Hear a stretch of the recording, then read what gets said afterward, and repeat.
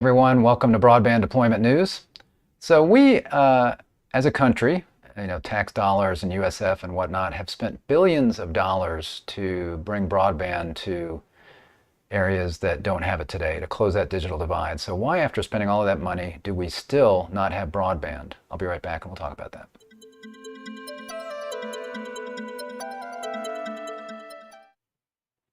Thanks for joining me. Rick Husey here with Zquorum. So again, we've spent billions of dollars. This is through things like Connect America Fund, RDOF, USDA, Reconnect. Of course, we've got ARPA, a lot of the coronavirus funds that came out. We've got new funds that are coming out, yet we still have these areas of the country that are without broadband. So I saw this article in the Wall Street Journal that I thought covered a lot of the reasons why, and I was going to kind of discuss as I go through this, because it makes some good points here. Some of it, some of it's things that we don't always think about. Some of it is things that they're not aware of, but I thought I'd go through this and just kind of talk through it. So we've got the U.S. government has spent billions of dollars on several rounds of programs to upgrade internet speeds in rural areas over the past decade. Despite these efforts, many residents are still stuck with service that isn't fast enough. Hang on one second. Let me make this bigger on my screen so I can read this better. There we go. Many communities are still stuck with service that isn't fast enough to do video calls or stream movies, speeds that most take for granted. Many communities have been targeted for broadband upgrades at least twice already, but flaws in the program's design have left residents wanting. So we've thrown a lot of money at it, and in some cases we've been able to get some things done, but in other cases it has it hasn't happened. So here they're showing, let's see if we can see this. Yeah, so the Wall Street Journal analyzed 1.4 million largely rural census blocks that were included in a series of nationwide Federal Communications Commission broadband programs over the past decade. So when it says FCC, it's probably talking about the two CAF2 rounds, CAF2-1, Phase 1 and Phase 2, and then RDOF, which is just now, a lot of those funds have been released and there's still some that are pending. So I think they're probably talking about that primarily when they're doing this analysis. So they're showing here, as I scroll up, we see here it says the internet program, or the latest program, excuse me, the RDOF, Rural Digital Opportunity Fund, rolled out in 2020. Internet service providers won rights to public funding in about 750,000 census blocks covering every state except Alaska. The journal's analysis found that more than half of those census blocks, areas with a combined population of 5.3 million people, had been fully or partially covered by at least one previous federal broadband program. So they're looking back and saying, here, there's lots of these areas that we're looking at for RDOF, and yet, again, probably Connect America Fund, the two phases, they're probably talking about there, that a lot of these areas were already partially or supposed to be fully covered under those, and yet here we're having to do this again through RDOF, and then possibly, who knows, possibly again through some of these other funds that are coming out. I don't think so, but we'll have to see. I think anything that's getting RDOF money now will not be included in the Biden infrastructure law because it's supposed to be fully covered, and it's going to be most likely above the speeds. Most of them are going to be gig speeds that they're going to be trying to deploy. So this is kind of looking back in the past and some of the money that we spent. So the good news is, I think, you make the mistake over and over again, finally you learn, hopefully, and I think we have learned a lot as we've gone through this. Most households today have access to internet download speeds of at least 100 meg by 10, according to the government data. Although the FCC's programs have made progress, some rural Americans still can't get 4 meg by 1 meg, the level of service that was the federal standard in 2011. And that's part of the problem, is that it's a moving target. So at one point we were trying to get people 4 by 1, and we were spending money, federal money, to get people 4 by 1. And then technology changes, and suddenly it's like, well, that's not fast enough. First of all, the content changes, the kind of demands on the system change, what people are doing on it, streaming video, all changes. So suddenly 4 by 1 isn't really fast enough. But the technology at the time, fiber was very expensive. It was, this was over 10 years ago at this point, as they were planning all of this out, certainly well over 10 years ago. So, the technology's changed, and now we need to spend more money in these same areas. So it says the broadband saga around Heavener, Oklahoma illustrates some of the problems. Heavener With a population of around 3,000, it's surrounded by cattle pastures and forested hills. Today, some buildings on the main streets have good broadband service, but the internet deteriorates outside town, residents say, and that's quite common. So you've got the typical thing. You've got like a town where you've got lots of people concentrated, so a service provider can come in there, they can build out the infrastructure, and there's a return on their investment. So they know they've got enough customers in that one place to be able to get enough revenue to make sense to build out that infrastructure. But then you've got these long distances to these farms and whatnot and these ranches, and that's where it gets difficult.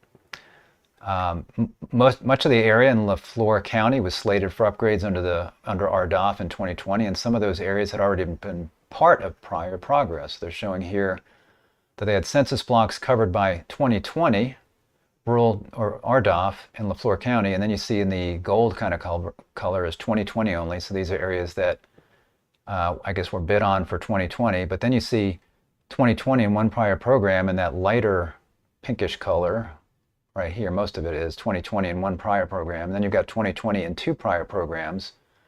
You got some of these darker colors here. And this, again, the way I'm reading this, if it's FCC stuff, then it may be some CAF 1 and CAF 2 money that both went into these places, and then possibly 20, and then maybe RDOF as well.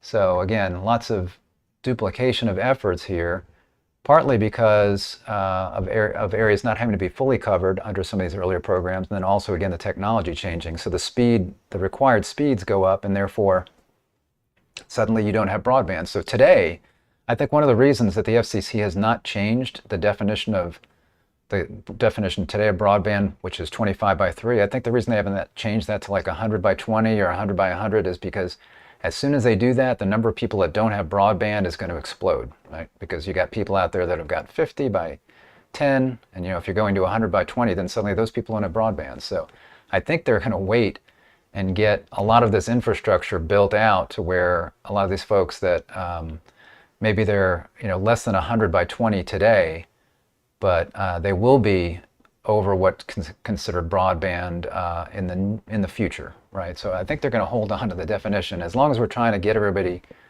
to have broadband, I don't think we need to be monkeying with the definition, because that just makes the number look even worse. So I think that's what they're thinking.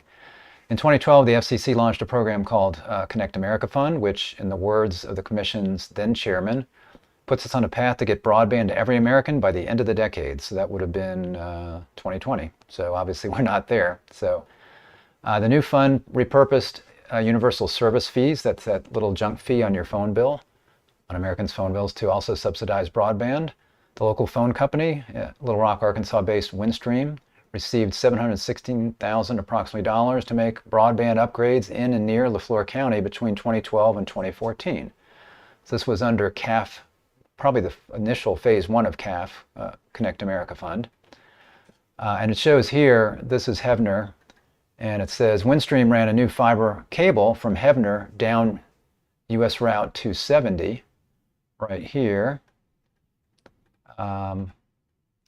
If that fiber cable had turned off the highway and run past a cluster of homes on Timber Ridge Road, residents might not need an internet upgrade today. So Windstream did at the time put in the fiber infrastructure, but again, at that point, fiber was very expensive. So if you're running, like a fiber kind of backbone, middle mile infrastructure, if you will, that made sense then. But to do fiber to the home was very expensive. So a lot of service providers, if they weren't a cable company doing cable modem service, then they were a phone company doing DSL service.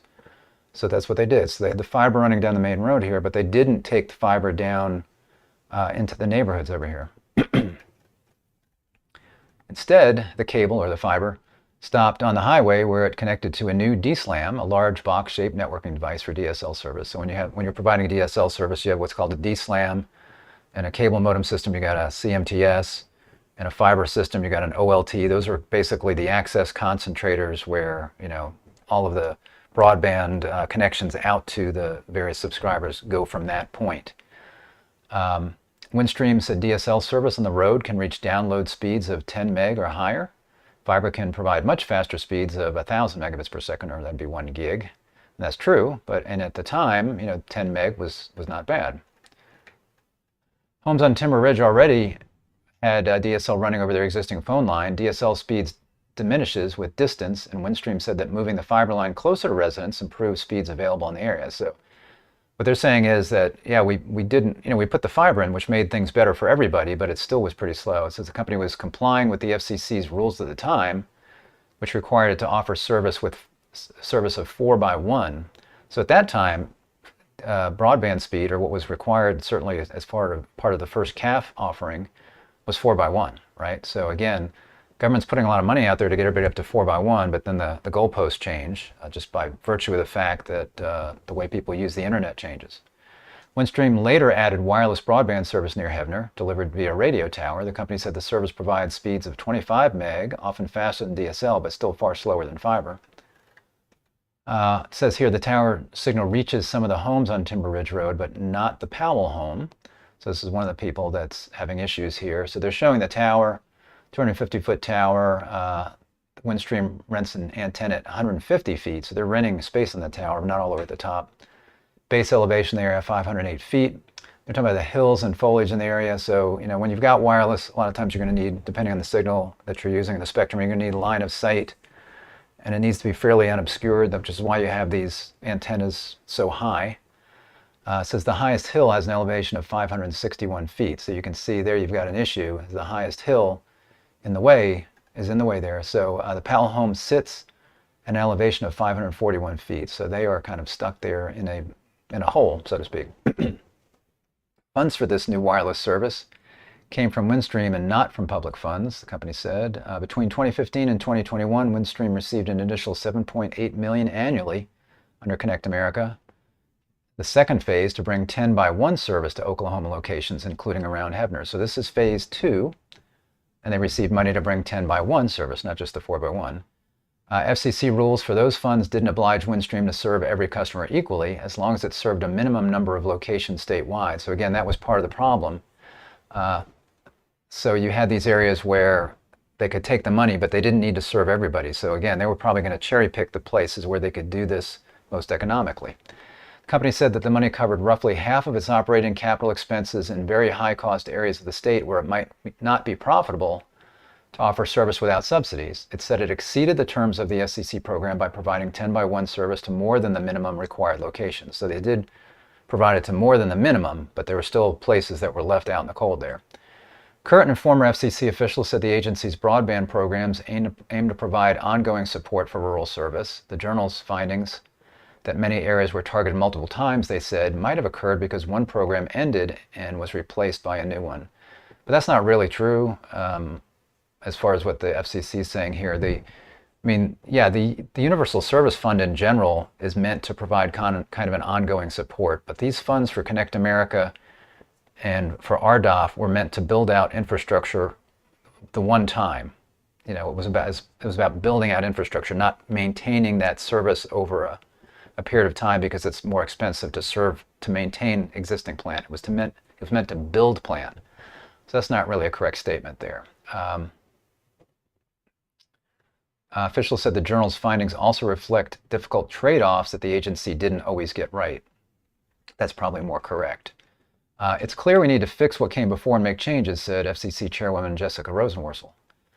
In an effort to upgrade as many people as possible with limited funds, the FCC chose to subsidize incremental improvements. Many of those upgrades quickly became outdated as technology advanced and customers wanted faster speeds. So that was really the issue, was that they were trying to do this incrementally. Don't have to cover everybody right now, and then therefore people you covered already, we're going to need to upgrade them again because now their speed is too slow. In other cases, internet providers were allowed to pick which customers to upgrade. This helped ensure companies would participate. It also meant they could take public money while leaving pockets of homes and businesses without access. In retrospect, it's not surprising that companies made a business decision to do the bare minimum, said Carol Maddie, an industry consultant and former senior FCC official. So yeah, people would look at the map and go, well, we can do these areas, but these areas out here are just too expensive. We're not going to do that right now. And that's the choice they made. Eddie Nelson, a former assistant principal at Heavener High School, this is him right here, who now runs a local pizza parlor, saw how lackluster internet service affected residents when the pandemic closed schools in 2020. And I think we all saw that, and that is a big part of the push now. That was a big part of the ARPA, American Rescue Plan Act, that had a lot of money in there for broadband, still does. And then also, of course, the bipartisan infrastructure law that was passed. A lot of this came about, this focus on broadband, because of the pandemic. The FCC was rolling out its RDOF around the same time. Officials sought to apply lessons from previous experience of the program that favored companies willing to build high-speed fiber networks.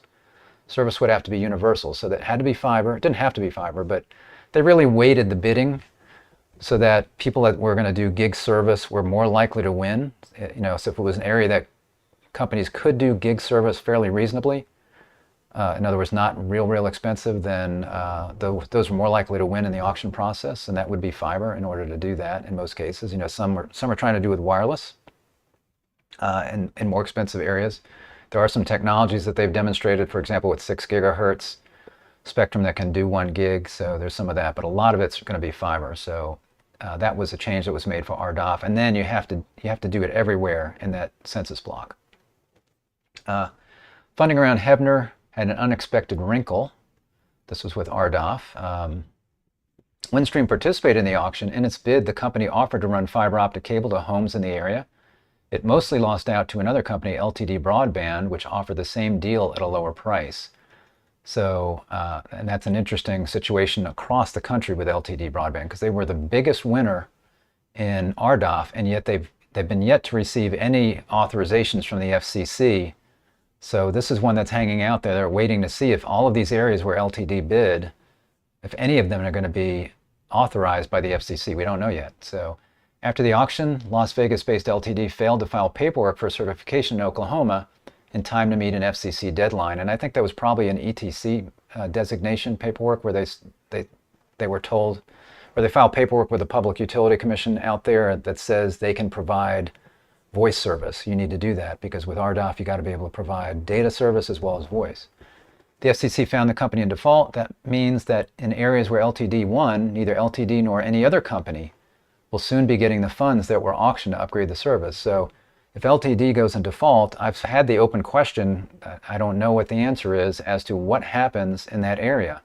Does some other company get in to try to bid? Does the second company like Windstream come in and do they then get to do it? It doesn't sound like it. LTD's chief executive, Corey Hauer, said his company delayed filing the paperwork because it didn't want to give potential competitors time to lobby against its certification. That makes no sense. He said the company still plans to offer fiber to the home service in Oklahoma. I don't understand what he's saying there, why they would delay the paperwork, because there's really a stiff fine. It's like $3,000 per census block or census group, one of the two, if you default. So I don't think they would do that for that reason. And he said they still plan to offer fiber to the home service in Oklahoma. Well, if these areas remain on the map as unserved or underserved, then this is going to be an area where other service providers can come in and get money through the bipartisan infrastructure law, through like the BEAD program. So if they are going to put fiber in here, they need to do it pretty quickly, because if they don't, then this is going to remain open on the map. And if they start to put in fiber, but then other people are getting funded by that point, then they're going to be competing with somebody that's getting funding to put that fiber infrastructure in there. So I don't know for sure that they're going to do that or not. Last year, Congress enacted a $42.5 billion rural broadband program as part of the bipartisan infrastructure law. That would be the BEAD program, Broadband Equity Access and Deployment. Companies taking those funds will have to provide service at faster than previous federal programs, and the money will come through states instead of the FCC. Officials said they hope that will help identify which areas are most in need and which providers can best serve them. So it's coming through the states, but it's still coming through the federal government. It's not coming through the FCC. It's coming through the NTIA, and then they will grant that to the states, and then the states will subgrant that to companies like Windstream, LTD, if they wanted to apply for this, I guess, or others that then would actually put the service in. And yeah, it does help having it come through the states because they know better which areas are served and underserved. When it says faster speeds than previous federal programs, anything that's under 100 by 20, they're going to try to get anything that's under 100 by 20 covered under this program, starting with 25 by 2, which would be unserved, and then anything under 100 by 20, which would be underserved. And I believe the minimum, if you're going to take these funds, that you have to do is 100 by 100 if you can, if practicable. And again, if it's fiber, that's not an issue. If it's some other service, like maybe a wireless service or even a satellite service, which still qualifies, you could still do like low Earth orbit satellite in certain areas if it's really, really high cost. Then those don't necessarily need to be 100 by 100. So there are some caveats there. Mr. Powell, who recently moved to Arkansas for a new job, said his parents began subscribing to a new home internet service from T-Mobile, which the company says uses extra network capacity from a cell tower about 3 miles away. A recent speed test registered a download speed of 21 megs. T-Mobile said download speeds for the service average 140. So this may be, when they see T-Mobile says it averages 140, they're probably talking about 5G service through a mid-band spectrum like CBRS, or they actually have 2.5 gigahertz spectrum, I believe. They acquired a lot of that, but I suspect they don't have it in this area, or they don't have the technology in this area to be able to use that spectrum, because they should be getting well over 21 meg if they're using that 2.5. So this 21 meg sounds like low band spectrum that they're using. They just have some extra capacity on these towers that they're able to apply to this fixed broadband service. But if they can get some faster spectrum there, then they can get over 100 megabits per second like they say they're averaging. So when they say they're averaging 140, they're not talking about in that area. I think they're combining their mid-band spectrum that they got in other places in the country, and they're averaging 140. The Powell speed is a big improvement, but slower than what most Americans can get. So yeah, 21 is still pretty slow compared to most areas. He said it's like getting left behind, Mr. Powell said. And you can see here, this is that area right there that they're talking about. So you can see it's very rural.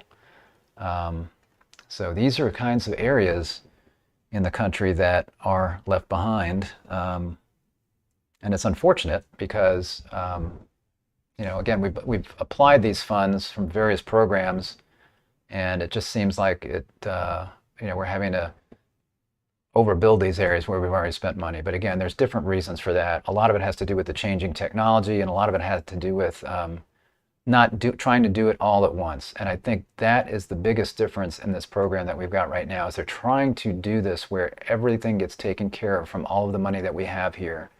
So that what the NTIA said is that their goal is to make sure that every person in America can get access to reliable, high-speed internet, and that would be something over 100 by 20. And to do this, they're really trying to make sure that fiber goes in wherever possible, because then you avoid this issue of you spend this money, you put in a technology, and then it caps out at 120, 140 megabits per second, can't really go any higher. And then that's not fast enough, let's say 10 years from now. So that's kind of what we're seeing here as we look in the rearview mirror. So yeah, Conway Fan 98, some still can't get 4x1, and you're one of them.